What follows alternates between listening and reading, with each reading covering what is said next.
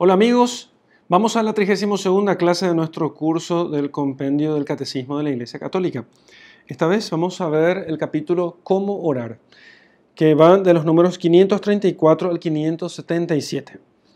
Antes que nada, quiero decir que un curso más amplio sobre la oración, que tampoco es un tratado completo de espiritualidad cristiana, es nuestro curso El Camino de la Oración, que trata acerca de los 4 grados, o sea, trata sobre varias cosas, pero sobre dificultades, modalidades, actitudes, grados de la oración. Entonces, yo quisiera que, si estás interesado, aquí vamos a dar muy rápidamente todo esto, porque esta es la penúltima clase de nuestro curso del compendio, y para poder tratarlo con mayor profundidad, entonces tengo dedicado el curso El Camino de la Oración aquí en nuestro sitio formacioncatólica.org, ¿sí? Entonces, vamos a comenzar con esta penúltima lección de nuestro curso del Catecismo. Bueno, entonces el hombre es un ser social, ¿sí? Tiene que relacionarse y se relaciona con todos los seres que existen, y con cada ser se relaciona de acuerdo a la naturaleza de este ser y de la relación que este ser tiene con la naturaleza del hombre. Entonces se relaciona con las plantas, los animales, los minerales, las cosas, y también se relaciona con los demás hombres, ¿sí? Pero también tiene que relacionarse con Dios, y con Dios se va a relacionar de un modo que corresponda a la relación que existe entre Dios y el hombre. Bueno, y para eso está la oración. Mateo capítulo 6, versículo 6 dice: cuando tú vayas a rezar, entra en tu cuarto, cierra la puerta y reza a tu Padre, que está en lo escondido, y tu Padre que ve en lo escondido te recompensará, dice el Señor. Muy bien, vamos a comenzar entonces leyendo estos párrafos de esta sección, de la última sección del Catecismo, que es la sección que corresponde a la oración, que está dividida en 2 partes. La primera es un poco sobre la oración cristiana, y la segunda parte, que será la siguiente clase, es sobre el Padre Nuestro como modelo de la oración cristiana. Entonces, ¿qué es la oración? 534. El compendio nos dice que la oración es la elevación del alma a Dios, o la petición a Dios de bienes conforme a su voluntad. Entonces, elevamos el alma a Dios o le pedimos a Dios cosas conforme a su voluntad. La oración siempre es un don de Dios, dice el compendio, que sale al encuentro del hombre. Dios es el que primero quiere hacer oración. Dios es el primero que quiere hablar con nosotros, los hombres. Entonces, siempre es un don de Dios, y Dios quiere hablar con nosotros. Eso significa que las personas que no rezan, Dios no quiere hablar con ellas. No, Dios quiere hablar con todos sus hijos. Lo que sucede es que estas personas se resisten a la gracia, y entonces no responden al llamado de Dios a hacer oración. ¿A quién no se le ha dicho que tiene que rezar? Todos han escuchado de alguna u otra manera a lo largo de su vida esa invitación. La oración cristiana, entonces, ¿qué es? Es una relación personal, una relación viva de los hijos de Dios con su Padre infinitamente bueno. No es un ritual mágico, es una relación de amor, es una conversación con nuestro Padre. Con nuestro Padre, con su Hijo Jesucristo y con el Espíritu Santo que habita en nuestros corazones. Esa es la oración. Entonces, ¿por qué existe una vocación universal a la oración? Bueno, existe una vocación universal a la oración, y todos los hombres están llamados a la oración porque Dios, por medio de la creación, llama a todo ser desde la nada. Si Dios llama a todo ser desde la nada, incluso después de la caída, el hombre sigue siendo capaz de reconocer a su Creador, porque Dios es el origen del hombre. Y si Dios es su origen, Dios también es su fin. Y entonces el hombre se dirige a Dios y trata con Dios, porque Dios es la fuente y el fin de su existencia. Entonces, por eso Dios continuamente viene hasta nosotros, o nos llama a su encuentro, y nosotros vamos a tratar con Él en la oración en la medida que respondamos a ese llamado suyo. Entonces, a partir del 536, el compendio va haciendo una historia de la oración en la historia sagrada, en las Sagradas Escrituras. Y entonces comienza con Abraham, que es modelo de oración, porque camina en la presencia de Dios, le escucha, le obedece, y nos dice que la oración de Abraham es como un combate de la fe, porque aún en los momentos de prueba, él siempre continúa creyendo en Dios, que es lo que nosotros necesitamos aprender, que aún en los momentos de prueba, cuando nos parece que la voluntad de Dios es difícil de comprender, aún así creemos en Él. El cristiano maduro hace oración, aunque a veces no logra entender cuál es la voluntad de Dios. Y aún es tentado por el mundo, el demonio o la carne de renegar en contra de Dios, porque piensa que su propia justicia es mejor que la justicia de Dios. Abraham nos enseña entonces a creer siempre en Él y a confiar en Dios. Aún más, después de recibir en su propia tienda la visita del Señor que le confía sus designios, Abraham se atreve a interceder con audaz confianza por los pecadores. Siempre se dirige a Dios con confianza. Después nos pone como modelo a Moisés. Tiempo después de Abraham aparece Moisés, y Moisés es modelo de la oración contemplativa. Dios llama a Moisés desde la zarza ardiente, conversa frecuente y largamente con él, cara a cara, como habla un hombre con su amigo, decía la Sagrada Escritura acerca de Moisés. Y por eso Moisés tuvo el privilegio de ser llamado el amigo de Dios. Entonces, la oración con Dios debe ser como el trato que nosotros tenemos con un amigo. Hasta que nosotros no hablemos con Dios como se habla con un amigo, con la frecuencia con la que se habla con un amigo, cuando tenemos un amigo con el que nos gusta conversar, siempre estamos conversando con él una y otra vez. Hasta que nuestra oración con Dios no sea esa oración con un amigo con el cual nosotros conversamos continuamente y cuya presencia, cuya compañía buscamos, entonces nosotros todavía no hemos llegado a entender plenamente la oración. Así que de esta intimidad con Dios, Moisés saca las fuerzas que necesita para poder dirigir con tenacidad al pueblo de Israel. Luego, después de la llegada de Israel a la tierra prometida, de la conquista de la tierra prometida, allí se construye un tiempo después un templo. Entonces, el templo, ellos tienen un templo y tienen un rey. ¿Y qué tiene que ver, dice el número 538, el templo y el rey con la oración? Entonces nos dice que a la sombra de la morada de Dios, el arca de la alianza y más tarde el templo, que son los lugares de la morada de Dios, primero en el arca de la alianza y después en el templo, se desarrolla la oración del pueblo de Dios bajo la guía de sus pastores. Dios no tiene lugar, no cabe en todo el universo. Sin embargo, se hace chiquito en el arca primero y luego, o en una montaña, antes de eso, después en el arca, en las tablas de la ley, después en la tienda de las citas, luego en el templo. Bueno, entonces, ¿por qué Dios hace eso de morar en un lugar tan pequeño? Aunque la misma Biblia nos cuenta que Dios le dice a los que estaban interesados en construirle un templo, ¿qué templo me van a hacer ustedes para mí? O sea, no puede caber, yo no puedo caber en este mundo, dice Dios. Pero Él acepta el templo para que pueda encontrarse allí con los hombres. Entonces, allí el templo, a la sombra de la morada de Dios, se desarrolla la oración del pueblo de Dios bajo la guía de sus pastores. Entre ellos, David es el rey, según el corazón de Dios, es el pastor que ora por su pueblo. La oración de David es un modelo para la oración del pueblo, puesto que es siempre una adhesión a la promesa divina y una confianza plena de amor en aquel que es el solo Rey y Señor. Fíjense ustedes, David tiene una historia muy interesante porque a David le promete, cuando tenía 15 años, el profeta le unge rey de Israel, cuando tenía 15 años. Y asumió allá muchísimo después, casi 15 o 20 años después, asumió como rey. Mientras tanto, le fue fiel al rey, que legítimamente era rey en ese momento, y confía en Dios. Aunque el rey estaba persiguiéndolo a él, persiguiéndole a David. Pero David confía en Dios. Confía y espera siempre en Dios.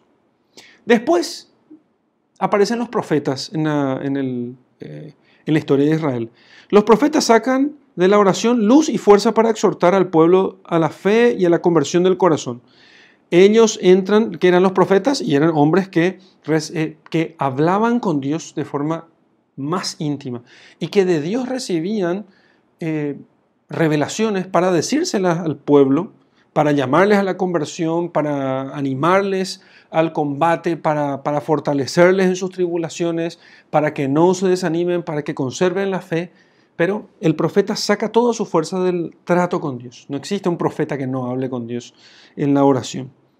Entre todos ellos, Elías es el padre de los profetas, de aquellos que buscan el rostro de Dios. Y en el monte Carmelo obtiene el retorno del pueblo a la fe gracias a la intervención de Dios, al que Elías suplicó diciendo así: respóndeme, Señor, respóndeme. Entonces, esa es la figura de los profetas y como modelo de la oración. Finalmente, los salmos en el Antiguo Testamento son el vértice, nos dice el número 540 del compendio, el vértice de la oración en el Antiguo Testamento. La palabra de Dios se convierte en oración del hombre indisociablemente individual y comunitaria, porque estos salmos eran pronunciados ya sea por los individuos como también por la comunidad. Esta oración es inspirada por el Espíritu Santo, canta las maravillas de Dios en la creación y en la historia de la salvación, recuerda una y otra vez la historia de Israel y va enseñando al pueblo de Dios cómo dirigirse a Dios. Jesucristo usaba los salmos continuamente para hacer oración. Cristo ha orado con los salmos y además los ha llevado a su cumplimiento. De hecho, todos los salmos siempre están referidos primerísimamente a Jesucristo. Entonces, ahora entramos en Jesús. ¿Y Jesús? ¿Cómo Jesús oraba? Es una buena pregunta. Entonces, lo primero que tenemos que decir, adelantemos la respuesta. Sí, Jesús oraba, pero ¿de quién aprende Jesús a orar? Porque la oración es una cosa propia del hombre que se relaciona con Dios. Pero Jesucristo es Dios. Jesús es el Hijo de Dios, pero el Hijo de Dios que asume la naturaleza humana. Y entonces, como hombre, Él aprende a ser hombre todo de sus padres, de José y de María. Entonces, conforme a su corazón de hombre, José aprendió a orar de su madre y de la tradición judía a través de su padre. Ellos le enseñaron a hacer oración. Pero la oración de Jesús brota de una fuente mucho más secreta, invisible a nuestros ojos, porque Él es el Hijo de Dios que en su humanidad santa dirige a su Padre la oración filial perfecta. Él ora como Dios, pero ora como hombre, y entonces nos enseña a hacer oración, Y me gusta mucho decir esto que, pues si Jesús, que era el Hijo de Dios, hacía oración, ¿por qué nosotros pobres mortales no haríamos oración? Nos pone el ejemplo, nos da el modelo, quiere que nosotros hagamos oración. Por eso, tanto es importante la oración que Él no necesitando lo hizo. Pues, ¿cómo oraba Jesús? 542. El Evangelio muestra frecuentemente a Jesús en oración. Lo vemos retirarse en soledad, con preferencia durante la noche, durante la madrugada, mejor dicho. Ora antes de los momentos decisivos de su misión o de la misión de sus apóstoles, ¿sí? En momentos importantes. Y de hecho, toda la vida de Jesús es oración, pues está en constante comunión de amor con el Padre. Pero, aunque Él constantemente está en comunión de amor con el Padre, Él tiene esos momentos de oración. Va al desierto, se levanta de madrugada a hacer oración, nos dice el evangelista San Marcos, que escribe de lo que San Pedro le cuenta. Entonces, se levantaba muy temprano a hacer oración de madrugada y a veces la gente le buscaba y no lo encontraba, él estaba haciendo oración. A veces iba al templo y oraba siempre antes de momentos decisivos. Pero si Jesús ya sabía lo que iba a suceder, sí, pero quería enseñarle a sus discípulos a hacer oración. De tal modo que ellos también siempre hicieran lo mismo. Cuando llegó la pasión de Cristo, su pasión, cuando tuvo que derramar su sangre por nuestra redención, ¿cómo fue? 543. La oración de Jesús durante su agonía en el huerto de Getsemaní y sus últimas palabras en la cruz, ¿cuáles son? Bueno, en Getsemaní, Padre, aparte de mí este cáliz, pero que no se haga mi voluntad sino la tuya. Sus últimas palabras en la cruz, bueno, hay 7 palabras que la tradición cristiana, la Escritura, nos transmite a nosotros de las palabras de Cristo en la cruz. podemos recordar, por ejemplo, su última palabra: Padre, en tus manos encomiendo mi espíritu. No se haga mi voluntad, sino la tuya. Esas palabras revelan la profundidad de la oración filial y de la confianza que Jesús tenía en su Padre. Jesús lleva a cumplimiento el designio amoroso del Padre. Toma sobre sí todas las angustias de la humanidad, porque el Padre quiere salvar a los hombres. Todas las súplicas, todas las intercesiones de la historia de la salvación, todo. Él lleva todo eso, lo presenta a su Padre, quien recibe y escucha todas estas peticiones, más allá de toda esperanza, resucitándolo finalmente después de entre los muertos. Así, entonces, toda la vida de oración de Jesucristo nos muestra una sola cosa. Jesucristo vivía por el Padre, vivía para el Padre. Por eso ha dicho a sus discípulos en un momento: mi alimento es hacer la voluntad de mi Padre. A ver cuándo nuestro alimento va a ser hacer la voluntad del Padre. ¿Cómo Jesús nos enseña a orar? 544. Jesús nos enseña a orar no solo con la oración del Padre Nuestro, sino también con su ejemplo. Así, además del contenido, nos enseña las disposiciones requeridas por una verdadera oración. ¿Cuáles son? Pureza de corazón, o sea, que nosotros busquemos ante todo el reino de Dios y perdonemos a nuestros enemigos. Busca primero el reino de Dios y su justicia, lo demás añadido será. Cuando vayas a presentar tu oración, tu ofrenda delante de Dios, entonces, y sabes que tu hermano tiene algo contra ti, ve y resuelve el tema con él, y luego ven y presenta tu ofrenda. También se requiere la confianza audaz y filial. Mi Padre me escucha, siempre me escucha, por eso le voy a pedir. Y que va más allá de lo que sentimos, más allá de lo que comprendemos. ¿Por qué creemos en el Padre? Porque Jesús así lo dijo. Eso es fe. Creo en Él, porque Él no me puede engañar. Además, finalmente se requiere la vigilancia que protege al discípulo de la tentación. Que velemos, que no pensemos nosotros que el demonio nos está rondando como león rugiente buscando a quien devorar, inclusive en la oración. En el 545 se pregunta, ¿por qué es eficaz nuestra oración? ¿Por qué nuestra oración puede llegar a tener eficacia, resultado, alcanzar lo que se pide? ¿Por qué Dios tendría que respondernos a nosotros? Bueno, nuestra oración es eficaz porque está unida mediante la fe a la oración de Jesús. Nosotros no tenemos ningún mérito, pero Jesús sí lo tiene. Y como creemos en Jesús y estamos en comunión con Él y procuramos cumplir los mandamientos y creemos que Jesús es el Hijo de Dios, entonces, unidos por la fe a Jesús, nuestra oración es como si Jesús la hiciera. Es como si Jesús la hiciera. Recordemos que creer en Jesús es cumplir sus mandamientos. No hay que pensar que creer en Jesús simplemente es creer que existe, Él ya está, como una especie de fórmula mágica. No, creer en Jesús significa cumplir su voluntad. Entonces, en Jesucristo la oración cristiana se convierte en comunión de amor con el Padre. Nosotros podemos presentar nuestras peticiones a Dios y esas peticiones pueden ser escuchadas porque, nos dice Jesús, pedid y recibiréis, para que vuestro gozo sea colmado. ¿Y la Virgen María? ¿Hacía oración la Virgen María? Por supuesto. La Virgen María nos da el modelo de la oración de fe.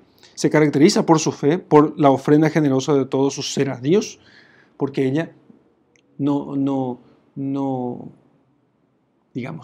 desconfía de Dios, ni le exige nada más que Dios reciba de ella todo. Por eso ella es la siempre virgen, porque se ofrenda completamente a Dios. Se ofrenda completamente a Dios. La Madre de Dios es también como la nueva Eva, la madre de todos los vivientes. Ella ruega a Jesús, su Hijo, por las necesidades de los hombres. Y Jesús le responde. Responde a las peticiones de la Virgen. ¿Qué oración tenemos de la Virgen María en los Evangelios? El Magnificat. En Lucas capítulo 1, versículo 46. Proclama mi alma la grandeza del Señor, se alegra mi espíritu en Dios mi Salvador, porque ha mirado la humillación de su esclava. Desde ahora me felicitarán todas las generaciones. porque el poderoso ha hecho obras grandes por mí. Pueden encontrar esa oración no solamente en Lucas capítulo 1, versículo 46 en adelante, sino también en el apéndice oracional del compendio. Este es el cántico de la Madre de Dios y también el cántico de la Iglesia, la acción de gracias gozosa que sube desde el corazón de los pobres, porque la esperanza del pobre de espíritu, conforme al Evangelio, se realiza cuando las promesas divinas son cumplidas.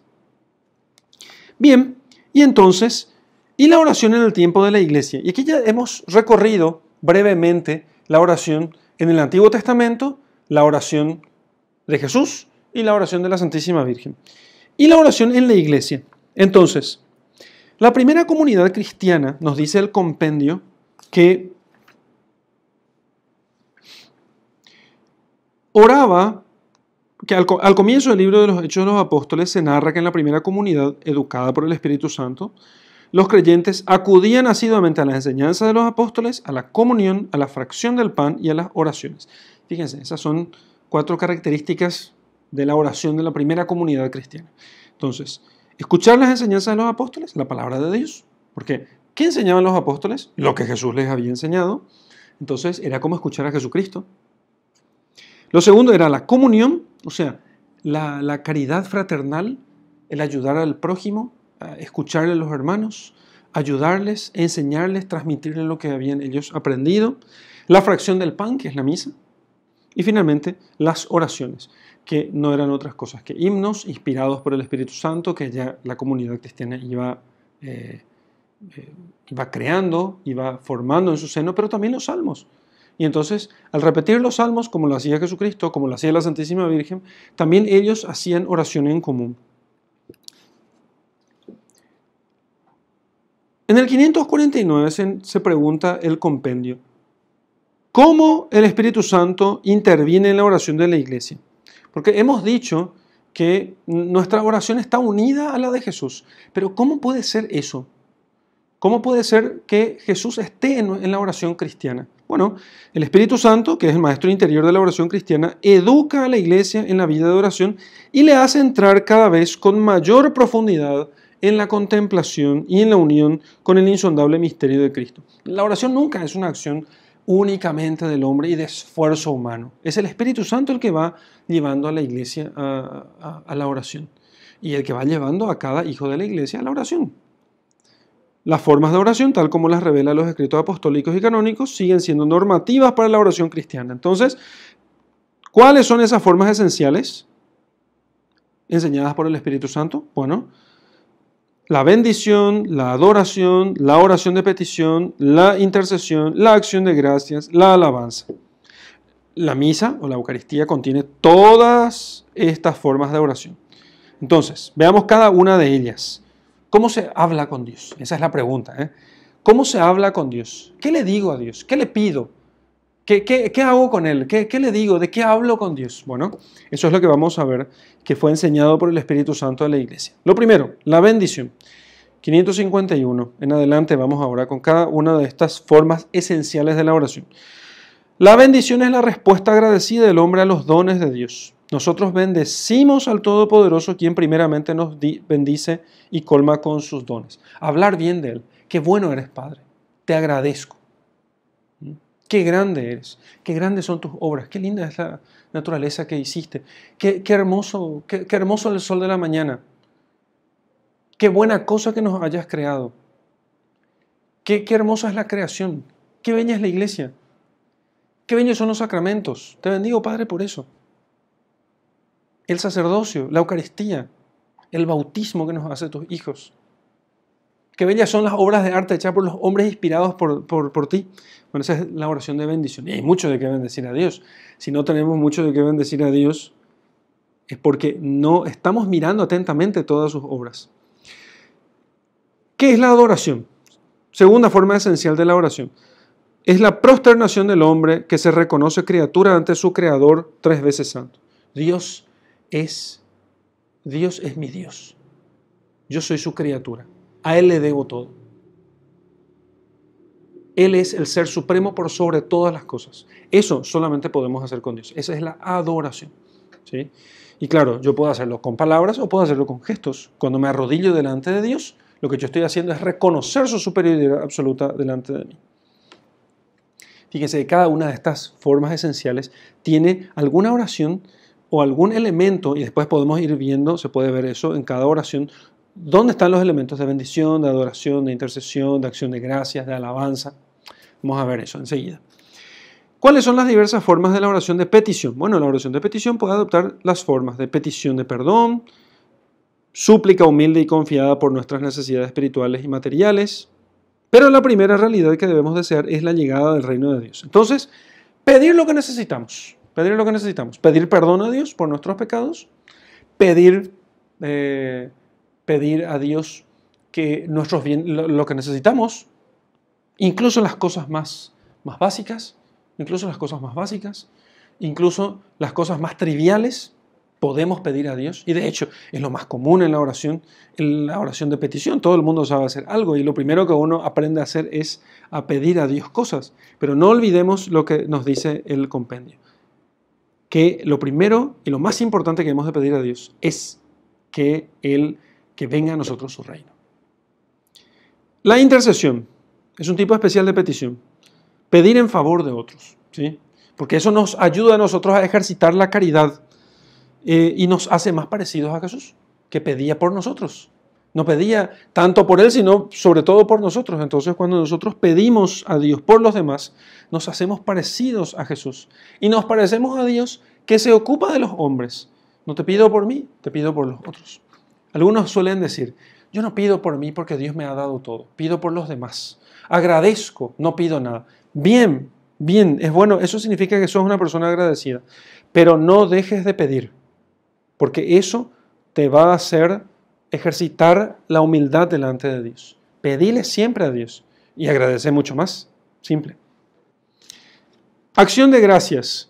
La iglesia da gracias a Dios, sobre todo cuando celebra la Eucaristía. Pero todo acontecimiento se convierte para el cristiano en motivos de acción de gracias. Gracias a Dios. Bendito sea Dios. Te agradezco, Señor. Porque la gratitud no es otra cosa que reconocer que el que me dio este bien es Dios. Agradecer a Dios es reconocer que de Él vienen todas las cosas buenas. Qué bueno cuando la gente agradece a Dios y después a los que están enfermos, dice gracias a Dios y gracias a los médicos. ¿Está mal eso? No está mal. Los médicos trabajaron, pero Dios les dio la existencia, les sostuvo en la existencia, les dio fuerzas, les inspiró el deseo de hacer el bien, les inspiró el temor de hacer el mal. Entonces, Dios es la fuente, ¿sí?, del bien que aquellos médicos hicieron. Entonces se puede hacer perfectamente eso. Y finalmente, la oración de alabanza. ¿Qué es la oración de alabanza? Es la forma de oración que de manera más directa reconoce que Dios es Dios. Es totalmente desinteresada, canta a Dios por sí mismo, le da gloria por lo que Él es. La alabanza se parece mucho a la bendición, ¿sí? Se parece mucho ciertamente a la bendición. Pero así como nosotros se puede alabar a una persona, en los discursos políticos a veces uno escucha y dice, fulano de tal es un gran hombre, ha trabajado por nosotros, se ha preocupado por nuestra comunidad, no nos ha abandonado en los momentos difíciles. Bueno, esa es una alabanza que se puede hacer por los hombres, ciertamente, pero ¿y por Dios? ¿Cuánto más? Aquí está Dios, que no se ha olvidado de nosotros, que ha enviado a su Hijo para poder redimirnos, que nos ha dado la Iglesia, las Sagradas Escrituras, a los santos, doctores y confesores de todos los siglos. Nos ha dado tantos buenos ejemplos, nos ha dado la naturaleza, nos ha dado los sacramentos, nos ha dado todo. Entonces hay mucho siempre de qué agradecer y por qué alabar a Dios. Muy bien, pasamos ahora a un segundo capítulo acerca de la tradición de la oración en la Iglesia, ¿sí? Y esto vamos hasta el 577, ¿sí? Entonces, ¿cuál es la importancia de la tradición respecto a la oración? Porque alguno puede pensar que, bueno, ¿qué importancia tiene hacer toda esta historia? Uno tiene que hablar con Dios y ya está. Hablemos con Dios y ya está. ¿Para qué hacerse problemas? No es tanto así. A través de la tradición viva, es como en la Iglesia el Espíritu Santo enseña a orar a los hijos de Dios. O sea, la oración no se reduce a la manifestación espontánea de un impulso interior, como piensan en general los protestantes, sino que implica contemplación, estudio, comprensión de las realidades espirituales que se experimentan. Y eso, la tradición de la Iglesia nos puede enseñar mucho respecto de eso. De tal modo que nuestra oración no quede empobrecida, no quede una cosa que sea simplemente palabras espontáneas. Porque nosotros, como dice San Pablo, que era más humilde que nosotros, no sabemos qué pedir a Dios. ¿Cuáles son las fuentes de la oración cristiana? 558. Las fuentes de la oración cristiana son, en primer lugar, la palabra de Dios.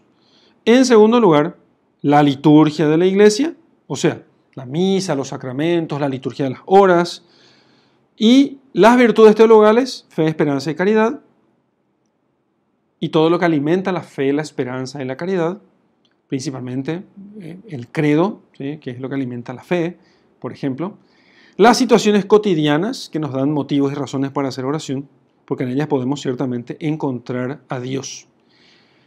Quiero resaltar los primeros tópicos de las fuentes de la oración cristiana, la palabra de Dios y la liturgia de la Iglesia, porque son generalmente muy poco tenido en cuenta. Muy poco tenidas en cuenta. Porque generalmente, como leemos poco la Biblia, entonces pensamos que la Biblia está ahí para que Dios me hable. No, la Biblia está para inspirar mi oración. La Biblia no es una especie de libro oracular, como un oráculo, a ver qué me dice Dios y abro, me dice tal cosa. No, la Biblia me tiene que enseñar a mí cómo ser hijo de Dios. Con ejemplos, con historias, con modelos. Entonces, si yo no leo la Biblia, yo no sabré cómo dirigirme a Dios. ¿Cómo dirigirme a Dios? Bien, entonces, la palabra de Dios y la liturgia de la Iglesia que recoge las Sagradas Escrituras y además en ella tenemos todo el desarrollo de la tradición de la Iglesia a lo largo de los siglos. Por eso, si nosotros repetimos simplemente las palabras de la Escritura o de la liturgia, ya hemos pedido a Dios de un modo perfectísimo. Esas son las fuentes principales. Y luego lo que he dicho, las virtudes teologales, las situaciones cotidianas de la vida también son fuentes de la oración cristiana. No significa que no tengamos que pedir a Dios con nuestras propias palabras, pero fijémonos, cuando el ángel le visitó a la Santísima Virgen, ella pronunció aquellas palabras, entonces todo aquello estaba inspirado en las Sagradas Escrituras. Fue a visitar a su prima Isabel y prorrumpió en gozo cuando dijo, proclama mi alma la grandeza del Señor. Todo aquello estaba inspirado en las Escrituras, porque ella meditaba la palabra de Dios. Y su corazón tenía la forma que Dios le había dado. ¿Y cómo tenía el corazón de la Virgen María la forma espiritual de los hijos de Dios? Porque ella se dejó formar escuchando la palabra de Dios, escuchando las oraciones y los ritos sagrados de su pueblo. Bueno, y así ella, entonces, por eso su oración es tan perfecta, podríamos decir así. Es tan inspirada, es tan revelada, podríamos incluso decir, porque aquello es digno de ser colocado en las Sagradas Escrituras. Pasemos ahora al camino de la oración.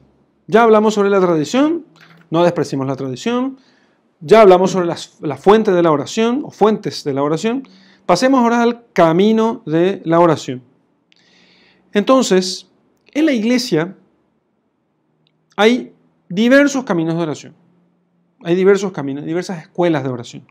Según los diversos contextos históricos, contextos sociales, contextos culturales, corresponde ciertamente a la autoridad de la Iglesia discernir si estos caminos son fieles a la tradición de la fe apostólica, a lo que hemos recibido de Jesucristo. Compete a los pastores y a los catequistas explicar el sentido de estos caminos de oración y explicar cómo esto siempre se refiere a Jesucristo. Entonces, esos caminos o escuelas de oración, ¿sí?, son diversos, pero todos confluyen en lo mismo, ¿sí? Y aunque pueden tener modalidades y matices distintos, todos son lo mismo, porque no solamente el hombre es el mismo, ¿sí?, pero también la fuente es la misma palabra de Dios, es la misma iglesia, es la misma liturgia, es el mismo Cristo que es la fuente igual para todo ello. Entonces, las oraciones, es bueno que nosotros veamos qué escuelas de oración nos conviene más. Pero no hay que pensar que la escuela por sí misma sustituye a Jesucristo. El camino de nuestra oración, dice el 560, el camino de nuestra oración es Cristo, porque la oración se dirige a Dios nuestro Padre, pero llega a Él solo si, al menos implícitamente, oramos en nombre de Jesús. Su humanidad es, pues, la única vía por la que el Espíritu Santo nos enseña a orar a Dios nuestro Padre. Por esto las oraciones litúrgicas concluyen siempre con la forma por Jesucristo nuestro Señor. O por nuestro Señor Jesucristo, tu Hijo, que contigo vive y reina en la unidad del Espíritu Santo y es Dios por los siglos de los siglos. Amén. Por Jesucristo nuestro Señor. Amén. Para enseñarnos, la Iglesia lo que quiere hacer es enseñarnos que nuestra oración siempre tiene que estar unida a Jesucristo. Y que tiene que ser por Jesucristo. Y que tenemos que estar unidos a la humanidad de Jesucristo. Si yo no creo que el Hijo de Dios se hizo hombre y no estoy unido a su humanidad por los sacramentos, Dios no me escucha. ¿Y cuál es el papel del Espíritu Santo en la oración? El Espíritu Santo es el maestro interior de la oración cristiana. Nosotros no sabemos pedir como conviene, entonces viene el Espíritu Santo en nuestra ayuda y Él nos dice cómo hemos de pedir. ¿Qué significa eso? Significa básicamente que no tenemos que pensar nosotros que nuestras palabras espontáneas son las más agradables a Dios. Dejémonos enseñar por el Espíritu Santo, con la palabra de Dios, con los salmos, con las oraciones ya formuladas, con las oraciones tradicionales, y que el Espíritu Santo que está en esas oraciones nos enseñe a nosotros a orar. La oración cristiana también es mariana. ¿Qué significa que sea mariana? En virtud de la singular cooperación de María con la acción del Espíritu Santo, la Iglesia ama rezar a María y orar con María, que fue ella la orante perfecta, para alabar e invocar con ella al Padre. María, en efecto, nos muestra el camino que es su Hijo, el único mediador. Entonces, en ese sentido, la oración es siempre mariana. No solamente en que se refiera a María, sino que tome a María como ejemplo, como modelo y como compañía. Porque la Virgen María reza con nosotros, hace oración con nosotros, nos acompaña en nuestra oración. Y por supuesto, dirigirnos a la Santísima Virgen siempre es muy agradable a Dios.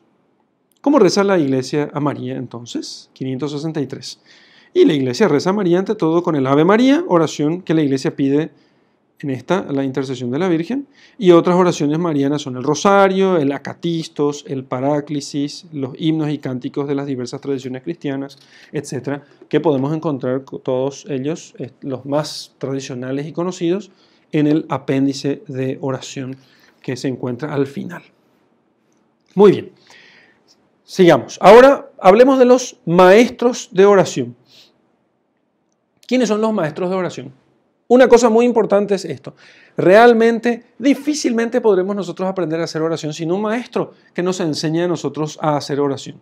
Por eso es importante comenzar con las oraciones tradicionales, no con las oraciones vocales espontáneas que nos hacen pedir muchas veces lo que no nos conviene, pero sí con las oraciones tradicionales, el pésame, el yo confieso, el Padre Nuestro, que se dan cuenta Jesucristo, cuando los apóstoles le dicen, enséñanos a orar, Él les da una fórmula, ¿sí? Después ya tendrán oraciones espontáneas, pero todas inspiradas por las Sagradas Escrituras y por las enseñanzas de Jesucristo. Los santos son modelos de oración porque en ellos se ve mejor, porque ellos tienen una unión más íntima con Dios a través del Espíritu Santo. Entonces, ellos pueden y nos sirven realmente de modelos de oración. ¿Y cuántos modelos tenemos? Pues muchísimos. Muchísimos.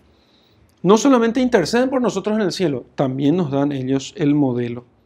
Ahora, ¿quién puede enseñarnos a rezar si los santos no están con nosotros o no inmediatamente? Cierto, los santos nos enseñan, uno puede leer una biografía de ellos, rezar oraciones compuestas por los santos, pero inmediatamente, de forma inmediata, la familia cristiana es la que constituye el primer ámbito de educación en la oración.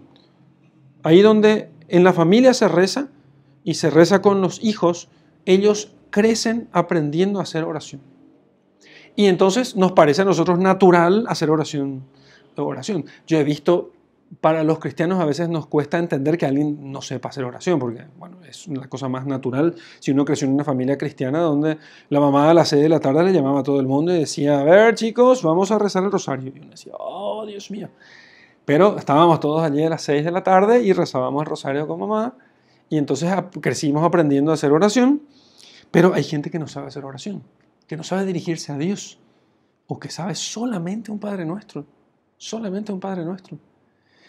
Que no es poca cosa. Sin embargo, podríamos ir mucho más allá y sería mucho más rica la oración del cristiano si aprendiera desde pequeño a hacer oración.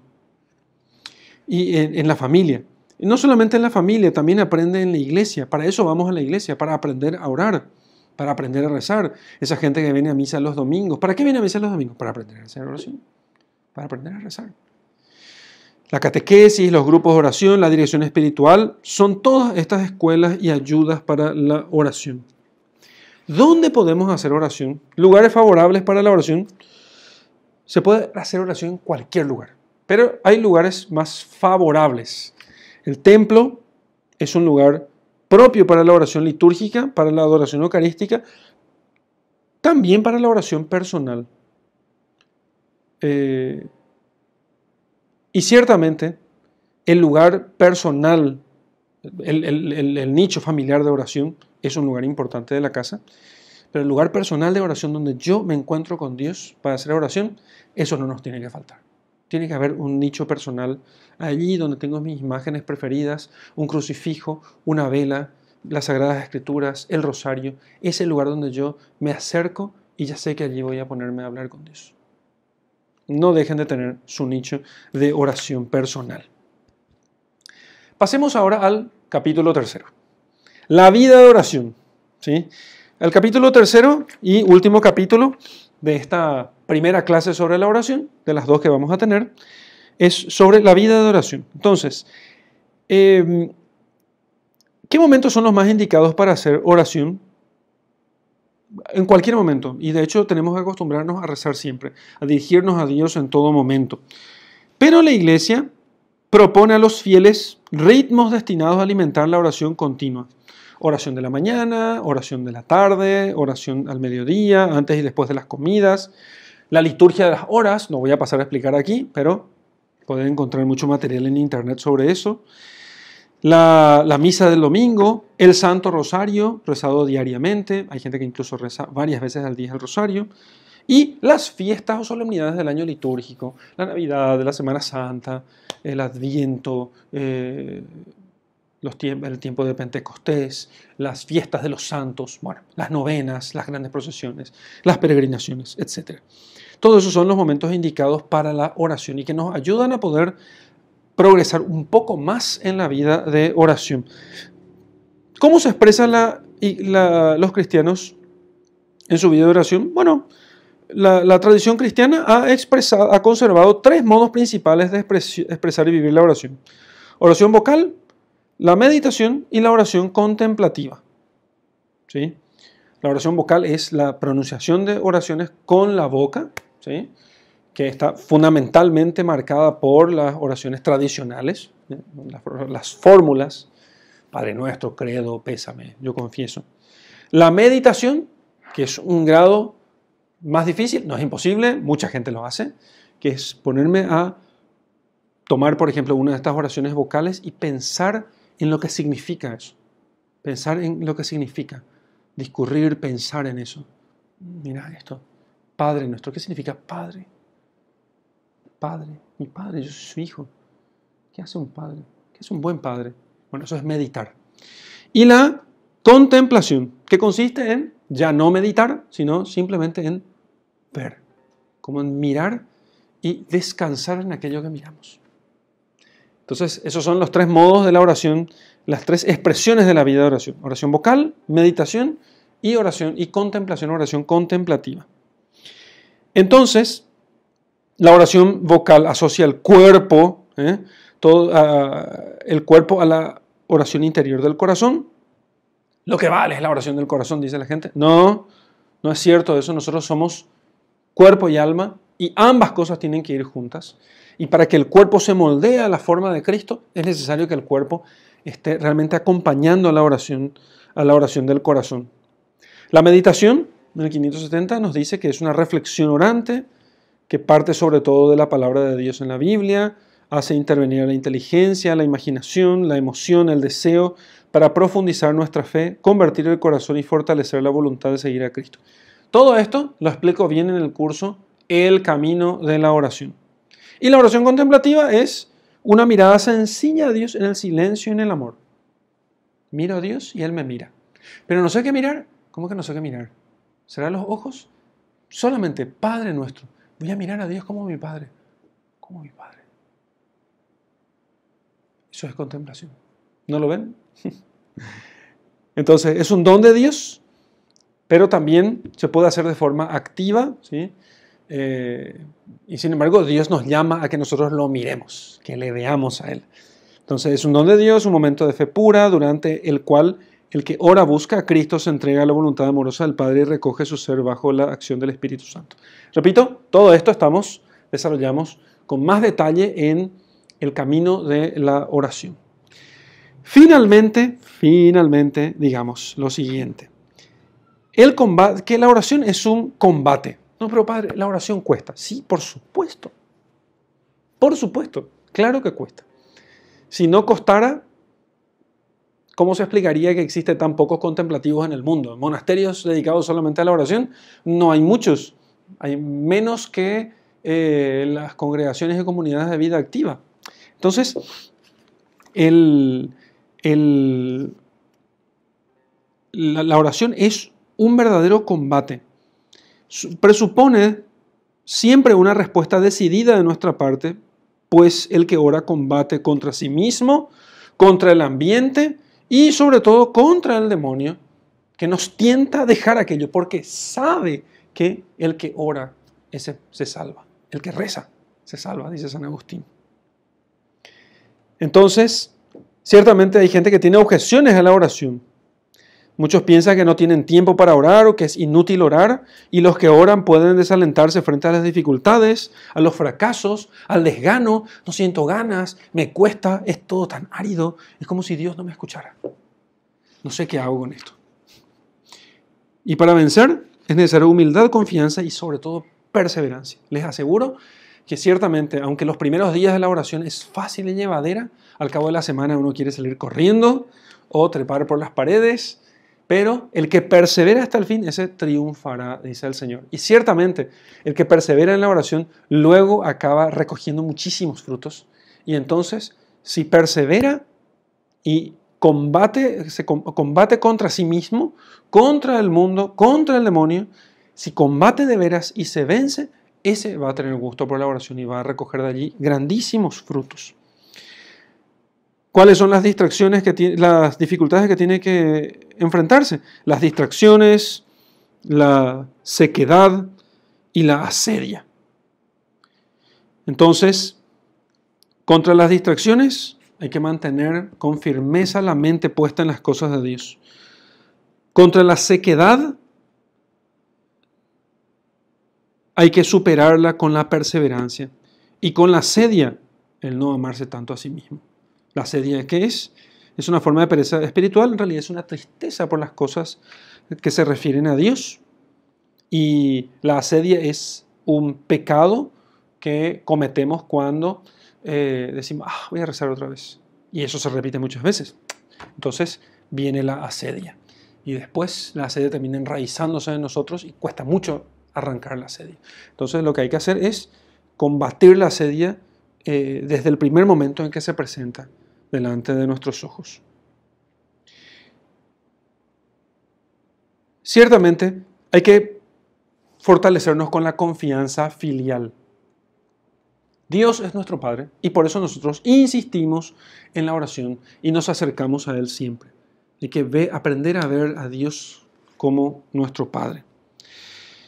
Así que, y orando en todo momento, siempre es posible, pues el tiempo del cristiano es el tiempo de Cristo resucitado que está con nosotros todos los días.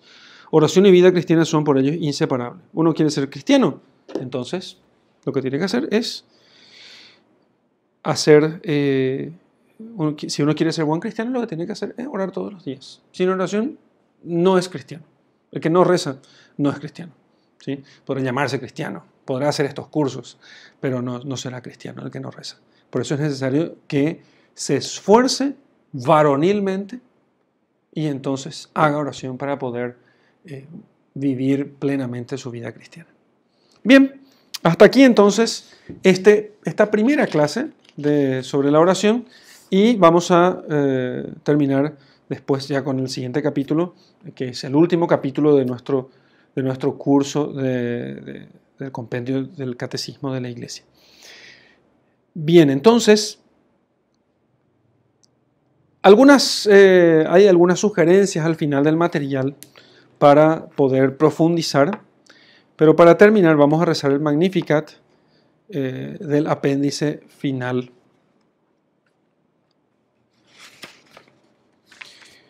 Magnificat, que está en el apéndice oracional del compendio. En el nombre del Padre, del Hijo y del Espíritu Santo. Amén. Proclama mi alma la grandeza del Señor. Se alegra mi espíritu en Dios mi Salvador, porque ha mirado la humillación de su esclava. Desde ahora me felicitarán todas las generaciones, porque el Poderoso ha hecho obras grandes por mí. Su nombre es santo y su misericordia llega a sus fieles de generación en generación. Él hace proezas con su brazo, dispersa a los soberbios de corazón, derriba del trono a los poderosos y enaltece a los humildes. A los hambrientos los colma de bienes y a los ricos los despide vacíos. Auxilia a Israel su siervo, acordándose de su misericordia, como lo había prometido a nuestros padres, en favor de Abraham y su descendencia por siempre. Gloria al Padre y al Hijo y al Espíritu Santo, como era en el principio, ahora y siempre, y por los siglos de los siglos. Amén. Y te dejo con mi bendición. En el nombre del Padre, del Hijo y del Espíritu Santo. Amén.